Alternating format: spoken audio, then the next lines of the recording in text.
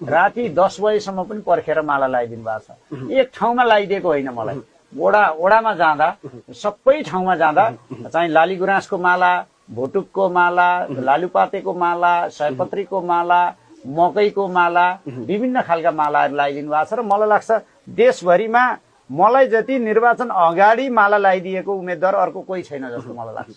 यो कुनै तस्बिरमा त तपाईको आँखा पनि देखेको आँखै छैन। जगाउन मलाई गाह्रो गरिकन टुप्पीभन्दा माथिसम्म पनि माला लगाइदिइरहनु भएको छ। उहाँहरू एकदमै है सूर्य थापाजी, हाम्रो गाउँतिर त्यो बोकालाई बलि चढाउनुभन्दा पहिल्यै फुलमाला लगाइदिने यताउति गर्छन्। तपाईँलाई सम्मान गरेका हुन् त। भोट दिनुभन्दा पहिले त विधायी कार्यक्रम गरेका छन्। है तपाईँले त्योभन्दा राम्रो के खोजिरहन खोज्नुभएको छ र? कि धोबी खोला अझै कुटकाट गरेर धोबी खोला एजेन्सीले कुटकाट गरे जस्तै र या मुक्का हाने जस्तै खोज्नुभयो त? त्यो त बहुत राम्रो कुरा हो। अब के हाल्नुहुन्छ, बस्नुहोस्।